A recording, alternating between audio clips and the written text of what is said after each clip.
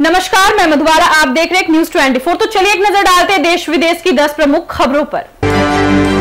लोकसभा चुनाव के खत्म होने के बाद अब बिहार विधानसभा को लेकर एनडीए और महागठबंधन में जंग छिड़ गई है। एक और नेता प्रतिपक्ष तेजस्वी यादव का दावा है कि इस बार विधानसभा चुनाव में राजद की जीत होगी और बिहार में तेजस्वी की सरकार बनेगी।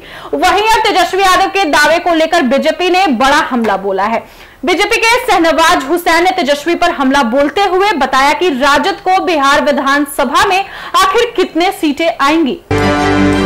लोकसभा चुनाव में बिहार में शानदार प्रदर्शन करने वाले चिराग पासवान की पार्टी लोजपा रामविलास के नवनिर्वाचित सांसदों का स्वागत समारोह गुरुवार को दिल्ली में आयोजित हुआ। चिराग ने अपने दल के सांसदों के साथ पार्टी को आगे बढ़ाने का संकल्प लिया। साथ ही सांसदों को शपथ दिलाई गई वे पार्टी के मूल एजेंडे को हमेशा आगे बढ़ाएंगे।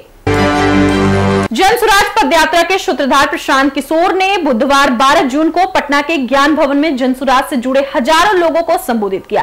इस दौरान उन्होंने कहा कि जन स्वराज दल बनाकर जब चुनाव लड़ेंगे तो हम या तो अर्श पर मरेंगे या फर्श पर मरेंगे, बीच में लटकने का कोई उपाय नहीं है। उन्होंने स्पष्ट कह दिया, जन स्वराज की बात अगर घर घर पहुंच गई तो इतना सीटें आएंगी कि गिन पाना मुश्किल होगा।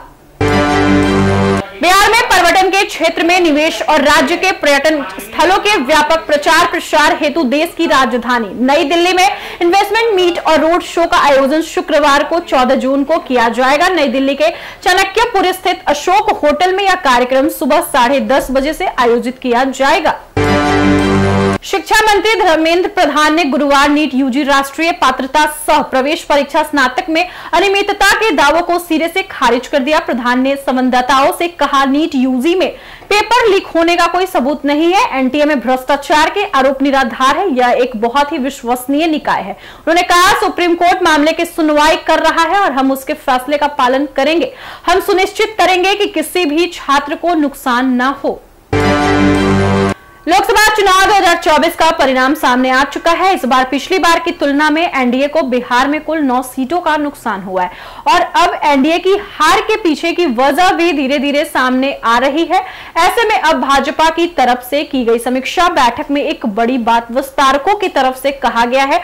उन्होंने कहा कि जदयू का वोट भाजपा को ट्रांसफर नहीं हुआ है। इसके बाद अब इस मामले में एनडीए के और एक और सहयोगी ने बड़ी बात कह दी है।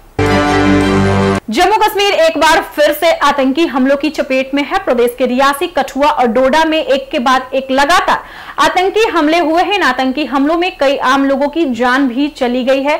वहीं 2 आतंकी भी मारे गए हैं। सेना और पुलिस के जवान सभी इलाकों में तलाशी अभियान चलाकर आतंकियों का सफाया करने में लगे हुए हैं। अब पीएम नरेंद्र मोदी ने भी जम्मू कश्मीर के हालात पर अपडेट लिया है। 1997 में रिलीज हुई बॉर्डर को रिलीज हुए आज 27 साल हो गए। इस ब्लॉकबस्टर फिल्म में सनी देओल, जैकी श्रॉफ, अक्षय खन्ना, सुनील सेठी, पूजा सेठी जैसे कलाकार लीड रोल में दिखाई दिए थे। इस ब्लॉकबस्टर फिल्म की कहानी दर्शकों को तब खूब पसंद आई थी। अब इस फिल्म के 27 साल पूरे होने पर सनी देओल ने फैंस को एक ऐसी खुशखबरी दी है, बॉर्डर 2 का ऐलान कर दिया है। भारत ने संयुक्त अरब अमीरात यूएई के साथ अपने व्यापार का दायरा काफी बढ़ा दिया है। भारत ने फल निर्यात को बढ़ावा देने के लिए लिहाज से यूएई के साथ नए तरीके से व्यापारिक गतिविधियों में तेजी लाना शुरू किया है। भारत ने फल निर्यात को बढ़ावा देने के मकसद से संयुक्त अरब अमीरात को उच्च गुणवत्ता वाले 8.60 टन अनानस की पहली खेप निर्यात की है। T20 वर्ल्ड कप 2024 के सुपर 8 के लिए अब तक 3 टीमों ने अपनी जगह पक्की कर ली है, जिसमें भारत के अलावा साउथ अफ्रीका और ऑस्ट्रेलिया शामिल है।